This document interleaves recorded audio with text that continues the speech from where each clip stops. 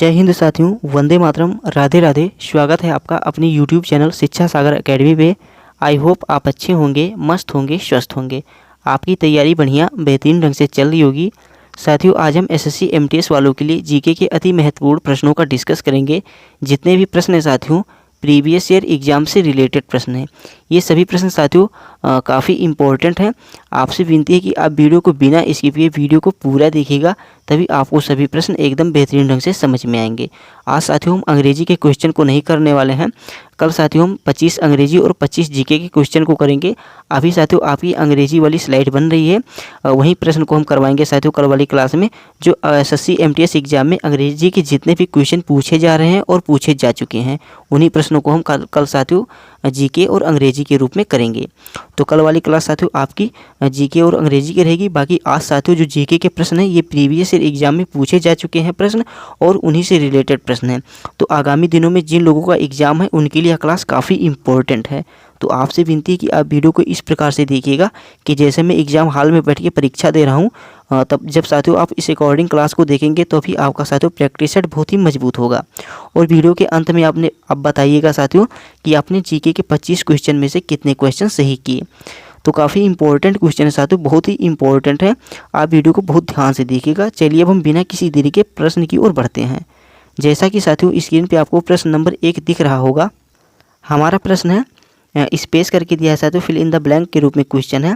प्रश्न है, उस्ताद जिन्होंने 1940 के दशक के अंत में इस कला शैली को पुनर्जीवित किया जिसमें केलुचरण महापात्र और रघुनाथ दत्ता शामिल हैं।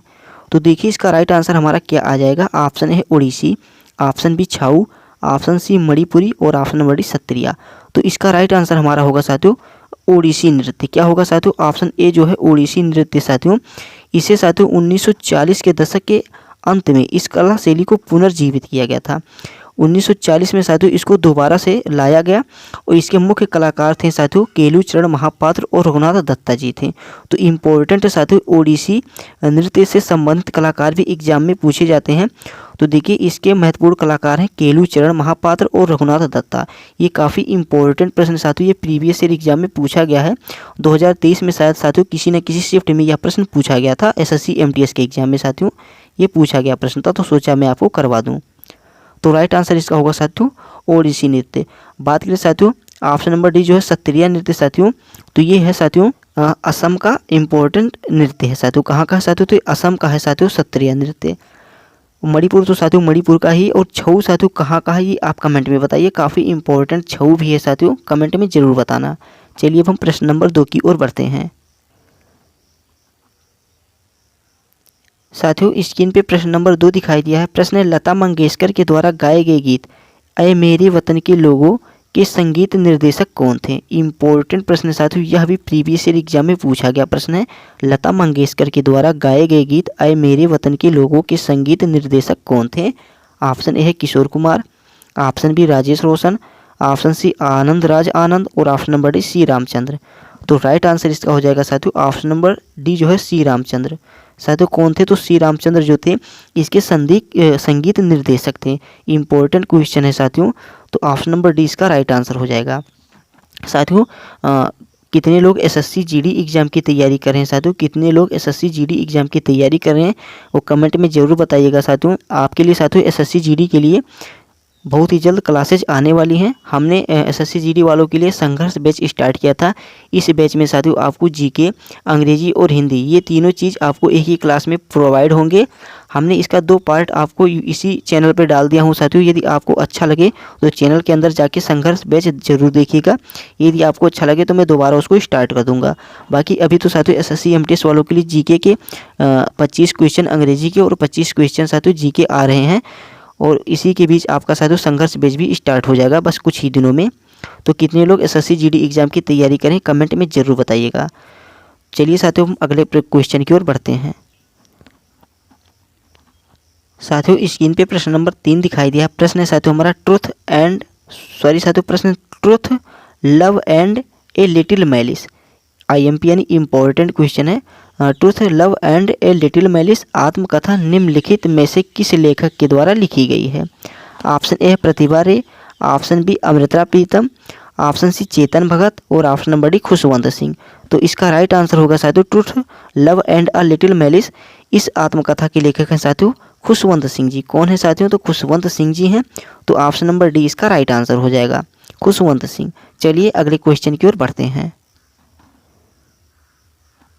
साथियों स्क्रीन पे प्रश्न नंबर 4 दिखाई दिया है। यहाँ पे साथियों 2030 नहीं, यहाँ पे 2023 होगा। क्या होगा? तो 2023 होगा। टाइपिंग में साथियों मिस्टेक हो गया है, तो इसके लिए क्षमा चाहता हूँ। यहाँ पे 2023 होगा साथियों। 2023 में कोरिया भारत राजनयिक संबंधों के 50 साल पूरा होने के उपलक्ष्य में 3 दिवसीय अखिल ताइक्वांडो चैंपियनशिप आयोजित की गई थी। इंपॉर्टेंट प्रश्न साथियों। देखिए एसएससी क्या करता है, आपसे पुराने वाले क्वेश्चन को ज़्यादा अपडेट करके जीके के रूप में पूछता है। ये आप बात ध्यान में रख के चलिएगा। तो जिन लोगों का आगामी दिनों में एग्जाम है वो क्या कीजिएगा, प्रैक्टिस सेट जो है साथियों प्रीवियस ईयर का वो आप जरूर करके जाइएगा। तो देखिए हमारा प्रश्न 2023 में कोरिया भारत राजनयिक संबंधों के 50 साल पूरा होने के उपलक्ष्य में 3 दिवसीय अखिल भारतीय ताइक्वांडो चैंपियनशिप आयोजित की गई थी। कहाँ पे की गई थी साथियों? ऑप्शन ए है मिजोरम, ऑप्शन बी है बेंगलुरु, ऑप्शन सी है कोलकाता और ऑप्शन नंबर डी है नई दिल्ली। तो इसका राइट आंसर हो जाएगा हमारा ऑप्शन नंबर डी साथियों नई दिल्ली। क्या हो जाएगा? नई दिल्ली इसका राइट आंसर हो जाएगा। चलिए अगले प्रश्न की ओर बढ़ते हैं। साथियों यदि आपको क्लास अच्छी लग रही है तो प्लीज़ आप वीडियो को लाइक कर दीजिएगा। साथ ही अगर आप चैनल पर नए हैं तो चैनल को सब्सक्राइब कर लीजिएगा। और जितने भी दोस्तों का आपके आगामी दिनों में एसएससी एमटीएस में एग्जाम लगा है तो उनके पास इस वीडियो का लिंक जरूर शेयर कीजिएगा। चलिए अब हम प्रश्न नंबर 5 की ओर बढ़ते हैं। साथियों स्क्रीन पे प्रश्न नंबर 5 दिखाई दिया। प्रश्न इंडिया गेट किस शहर में स्थित है? तो साथियों इसका राइट आंसर हो जाएगा ऑप्शन नंबर सी दिल्ली में है। कहाँ पे है साथियों? दिल्ली में है। साथियों स्क्रीन पे प्रश्न नंबर 6 दिखाई दिया है। प्रश्न है भारत में जंगली गधे और ऊंट किस प्रकार के वनों में पाए जाते हैं? इंपॉर्टेंट प्रश्न है साथियों। ऑप्शन ए मैंग्रोव वन, ऑप्शन बी उष्णकटिबंधीय सदाबहार वन, ऑप्शन सी कांटेदार वन और झाड़ियाँ और ऑप्शन नंबर डी है पर्वतीय वन। तो देखिए भारत में जो जंगली गधे और ऊंट होते हैं साथियों ये कांटेदार वन और झाड़ियों में पाए जाते हैं। कहाँ पे? तो जो कांटेदार वन और झाड़ियाँ होती हैं साथियों वहाँ पे ये पाए जाते हैं। तो ऑप्शन नंबर सी इसका राइट आंसर हो जाएगा। चलिए नेक्स्ट प्रश्न की ओर बढ़ते हैं।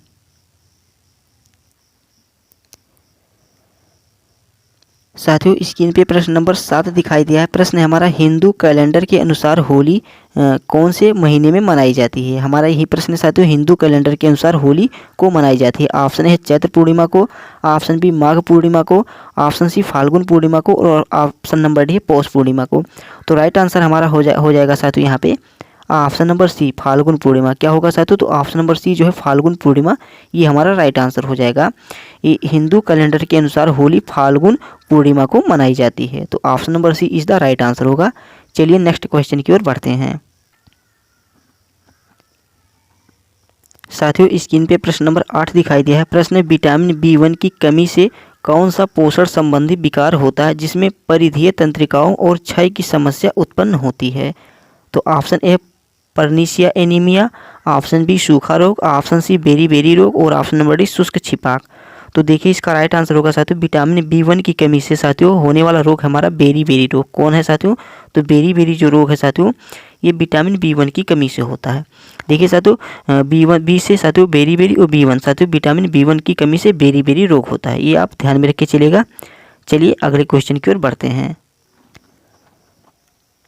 साथियों स्क्रीन पे प्रश्न नंबर 9 दिखाई दिया है। यह भी साथियों एसएससी एमटीएस एग्जाम में पूछा गया प्रश्न है। एसएससी एमटीएस एग्जाम में साथियों पूछे गए प्रश्न है। प्रश्न है हमारा व्यक्तिगत आय के संबंध में प्रयोज्य आय के बारे में निम्नलिखित में से कौन सा कथन सत्य है? देखिए साथियों ऑप्शन ए करों और कटौतियों के आधार पर प्रयोज्य व्यक्तिगत आय से अधिक या कम हो जाती है। क्या है साथियों? अधिक या कम हो जाती है। और ऑप्शन नंबर बी है प्रयोज्य आय हमेशा व्यक्तिगत आय से अधिक होती है। ऑप्शन सी है प्रयोज्य आय हमेशा व्यक्तिगत आय से कम होती है। और ऑप्शन नंबर डी है प्रयोज्य आय व्यक्तिगत आय के बराबर होती है। तो राइट आंसर इसका होगा साथियों हमारा जो प्रयोज्य आय होती है साथियों ये हमेशा व्यक्तिगत आय से कम होती है। क्या होती है साथियों? तो व्यक्तिगत आय से हमेशा कम होती है। तो इसीलिए ऑप्शन नंबर सी जो है इसका राइट आंसर हो जाएगा। क्या होगा साथियों? जो प्रयोज्य आय है व्यक्तिगत आय से हमेशा कम होती है। तो हमारा यही संबंध बताना था कि व्यक्तिगत आय के संबंध में प्रयोज्य आय का क्या संबंध है या कौन सा कथन सत्य है। तो ऑप्शन नंबर सी प्रयोज्य आय हमेशा व्यक्तिगत आय से कम होती है।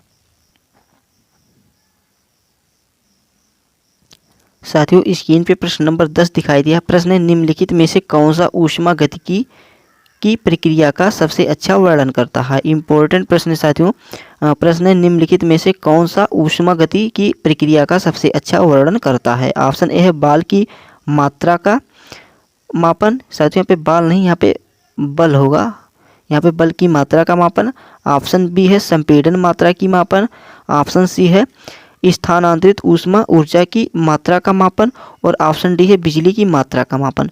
तो देखिए साथियों, प्रश्न हमारा था निम्नलिखित में से कौन सा ऊष्मा गति की प्रक्रिया का सबसे अच्छा वर्णन करता है। तो जो उस स्थानांतरित ऊष्मा ऊर्जा होती है साथियों, इसका मापन करता है। क्या होता है साथियों?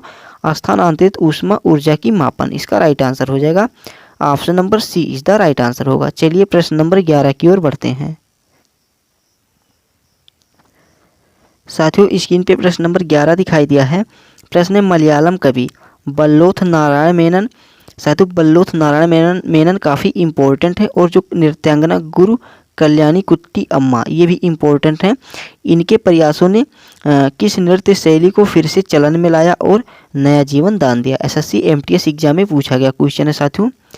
प्रश्न है, मलयालम कवि बल्लोथ नारायण मेनन और नृत्यांगना गुरु कल्याणी कुट्टी अम्मा के प्रयासों ने किस नृत्य शैली को फिर से चलन में लाया और नया जीवन दान दिया।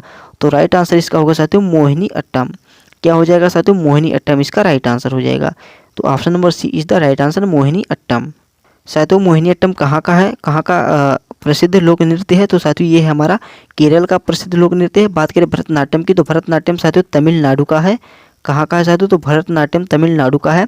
कथकली साथियों केरल का है। कहाँ का है साथियों? केरल की है। कुचिपुड़ी साथियों आंध्र प्रदेश की है। कहाँ की है? तो आंध्र प्रदेश की साथियों कुचिपुड़ी है। देखिए उसकी याद करने की ट्रिक है साथियों कि भरतनाट्यम कहाँ का है। तो देखिए भरतनाट्यम तमिलनाडु का, तो तमिलनाडु तुम मिले भारत, तुम मिले भारत, तो तुम मिले तमिलनाडु भारत, तो भरतनाट्यम। और हम कथकली देखेंगे साथियों, तो करेले की कथा। क्या साथियों? तो करेले की कथा किसकी? तो करेले की कथा। करेले से हो गया साथियों केरल और कथा से हो गया कथकली। और कुचिपुड़ी जो है साथियों, तो इसको याद करेंगे कैसे? देखिए कुचिपुड़ी लास्ट में हमारा पूड़ी है साथियों, तो आंध्र प्रदेश। तो अंधेरे में कच्ची पूड़ी खाई। क्या खाई? अंधेरे में कच्ची पूड़ी खाई। अंधेरे में, तो अंधेरे में का मतलब हो गया आंध्र प्रदेश। कच्ची पूड़ी खाई, तो कच्ची पूड़ी से होगा कुचिपुड़ी। तो आंध्र प्रदेश का साथियों कुचिपुड़ी, आंध्र प्रदेश का कुचिपुड़ी। तुम मिले भारत तमिलनाडु का हो गया साथियों भरतनाट्यम। करेले की कथा केरल का कथकली। और कुचिपुड़ी तो अंधेरे में कच्ची पूड़ी खाई, इससे हो गया हमारा कुचिपुड़ी। तो ये सब याद करने की ट्रिक है। खैर साथियों आप किस प्रकार याद करते हैं ये भी कमेंट में ज़रूर बताइएगा, और ये वाली ट्रिक कैसी लगी कमेंट में ज़रूर बताना। चलिए प्रश्न नंबर 12 की ओर बढ़ते हैं।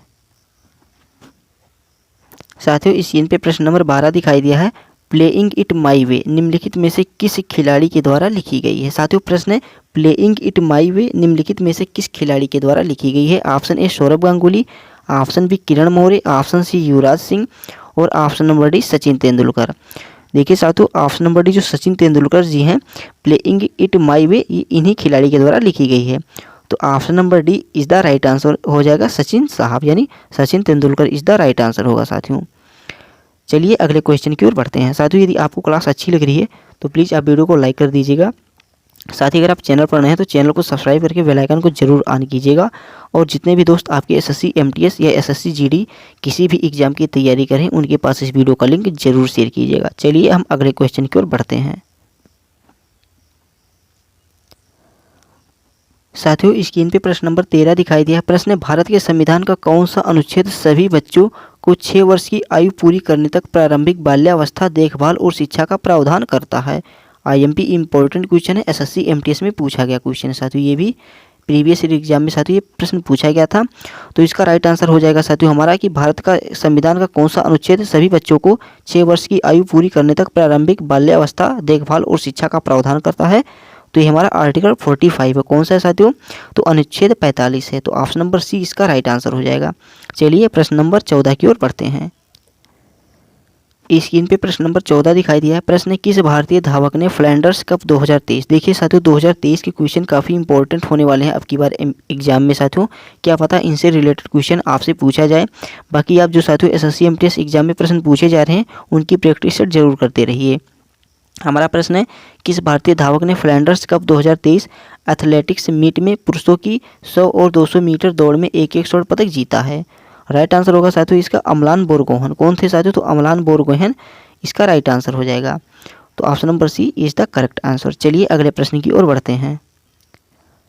नेक्स्ट क्वेश्चन है साथियों, प्रश्न नंबर 15 है, 1901 में poverty and un British rule India पुस्तक किसने लिखी जिसमें ब्रिटिश शासन के आर्थिक प्रभाव की अत्यधिक आलोचना की गई है। राइट आंसर इसका क्या हो जाएगा साथियों? Option A Firoz Shah Mehta, option B Badruddin Tayyab, option C है WC बनर्जी और ऑप्शन नंबर डी है दादा भाई नौरोजी। राइट आंसर होगा साथियों इसका ऑप्शन नंबर डी दादा भाई नौरोजी। चलिए अगले प्रश्न की ओर बढ़ते हैं। काफ़ी इंपॉर्टेंट प्रश्न था साथियों। चलिए प्रश्न नंबर 16 की ओर बढ़ते हैं। साथियों स्क्रीन पे प्रश्न नंबर 16 दिखाई दिया है। प्रश्न है, ज्यूरिख डायमंड लीग में पहला स्वर्ण जीतने वाले भाला फेंक खिलाड़ी कौन बने हैं? तो राइट आंसर होगा इसका साथियों नीरज चोपड़ा। सभी को मालूम होगा साथियों ज्यूरिख डायमंड लीग में पहला स्वर्ण जीतने वाले भाला फेंक खिलाड़ी थे नीरज चोपड़ा जी। तो ऑप्शन नंबर सी इसका राइट आंसर हो जाएगा। चलिए अगले क्वेश्चन की ओर बढ़ते हैं। साथियों स्क्रीन पे प्रश्न नंबर 17 दिखाई दिया है। प्रश्न है, निम्नलिखित में से किस भारतीय पार्श्व गायक को 2001 में भारत रत्न प्राप्त हुआ था? साथियों इंपॉर्टेंट क्वेश्चन है, मोस्ट इंपॉर्टेंट है। SSC MTS में पूछा गया प्रश्न है, निम्नलिखित में से किस भारतीय पार्श्व गायक को 2001 में भारत रत्न पुरस्कार प्राप्त हुआ था? ऑप्शन ए है Asha Bhosle, option B Geeta Dutt, option C Lata Mangeshkar, option number D KS Chithra. तो राइट आंसर इसका हो जाएगा साथियों ऑप्शन नंबर सी 2001 में साथियों लता मंगेशकर जी को भारत रत्न पुरस्कार मिला था। तो option number C is the right answer. Most important question है साथियों, वेरी वेरी इंपॉर्टेंट है। तो 2001 में लता मंगेशकर जी को साथियों भारत रत्न पुरस्कार मिला था। चलिए अगले प्रश्न की ओर बढ़ते हैं। साथियों स्क्रीन पे प्रश्न नंबर 18 दिखाई दिया है। प्रश्न है, कौन सा वक्र बेरोजगारी की दर और मौद्रिक मजदूरी परिवर्तन की दर के बीच संबंध की जांच करता है? इंपॉर्टेंट क्वेश्चन है साथियों, MTS में पूछा गया प्रश्न है, कौन सा वक्र बेरोजगारी की दर और मौद्रिक मजबूती परिवर्तन की दर के बीच संबंध की जांच करता है? तो राइट आंसर इसका होगा साथियों हमारा फिलिप्स वक्र। कौन सा साथियों? जो फिलिप्स वक्र है साथियों, ये वक्र हमारा बेरोजगारी की दर और मौद्रिक मजदूरी परिवर्तन की दर के बीच संबंध की जांच करता है। तो option number D is the right answer. चलिए प्रश्न नंबर 19 की ओर बढ़ते हैं। साथियों करते हुए हम टॉप 18 प्रश्न तक आ चुके हैं। अभी हमारे पास साथियों टॉप 7 प्रश्न और बचे हैं, तो चलिए उनको भी फटाफट कर लेते हैं। आप साथियों इनका उत्तर अपने मन में टिक करते चलिएगा। वीडियो के अंत में आप जरूर कमेंट में बताइएगा कि आपने 25 क्वेश्चन में से कितने क्वेश्चन सही किए। मैं आपके कमेंट को देखता रहूँगा और जिन जिन चीज़ों के बारे में मैं पूछा हूँ साथियों उनका भी उत्तर आप कमेंट में ज़रूर बताइएगा। साथियों स्क्रीन पे प्रश्न नंबर 19 दिखाई दिया है। प्रश्न है, नीति आयोग के राष्ट्रीय बहुआयामी गरीबी सूचकांक 2021 के अनुसार निम्नलिखित में से किस राज्य की कुल जनसंख्या का 1% से भी कम बहुआयामी गरीब है? इंपॉर्टेंट क्वेश्चन है साथियों। नीति आयोग के राष्ट्रीय बहुआयामी गरीबी सूचकांक 2021 के अनुसार निम्नलिखित में से किस राज्य की कुल जनसंख्या का 1% से भी कम बहुआयामी गरीब है? Option A Kerala, option B Telangana, option C Maharashtra, option number D Punjab. तो राइट आंसर होगा साथियों इसका ऑप्शन नंबर ए केरल। कौन सा हो जाएगा साथियों? Kerala is the right answer होगा। चलिए प्रश्न नंबर 20 की ओर बढ़ते हैं।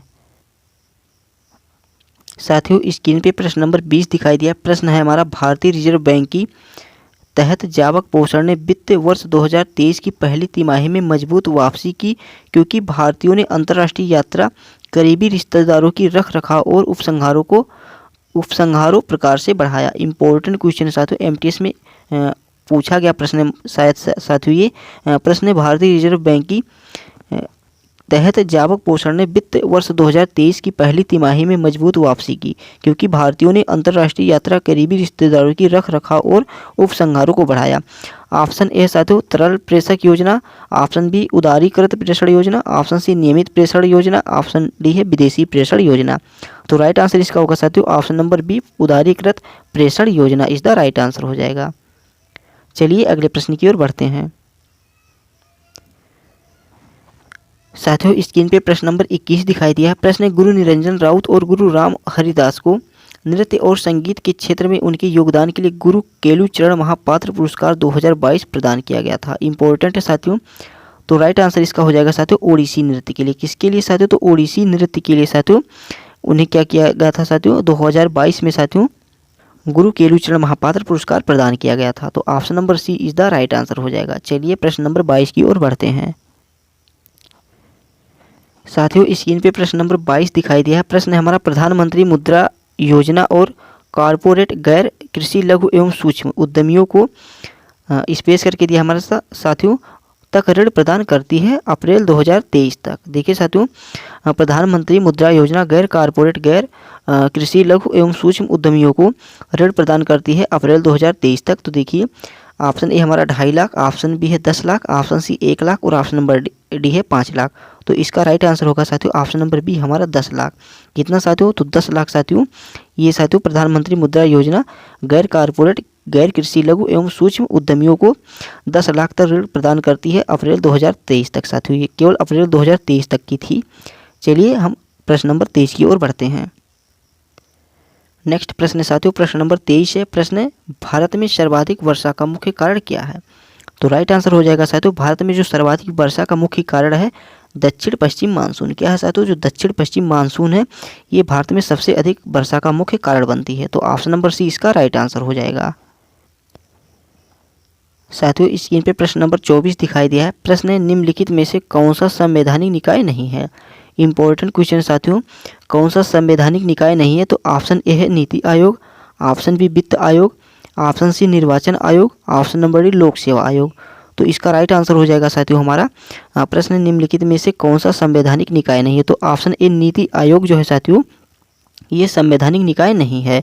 ऑप्शन ए इसका राइट आंसर होगा। और साथियों बात करें नीति आयोग के अध्यक्ष कौन होते हैं साथियों? नीति आयोग के अध्यक्ष कौन होते हैं? तो साथियों प्रधानमंत्री खुद नीति आयोग के अध्यक्ष होते हैं। कौन होते हैं साथियों? तो प्रधानमंत्री जो है वर्तमान में भारत के नरेंद्र मोदी जी ये खुद नीति आयोग के अध्यक्ष हैं। तो इम्पोर्टेंट क्वेश्चन है साथियों, एग्जाम में आपसे पूछ सकता है कि नीति आयोग के अध्यक्ष कौन होते हैं? तो नीति आयोग के अध्यक्ष साथियों प्रधानमंत्री खुद होते हैं। तो ऑप्शन ए इसका राइट आंसर हो जाएगा।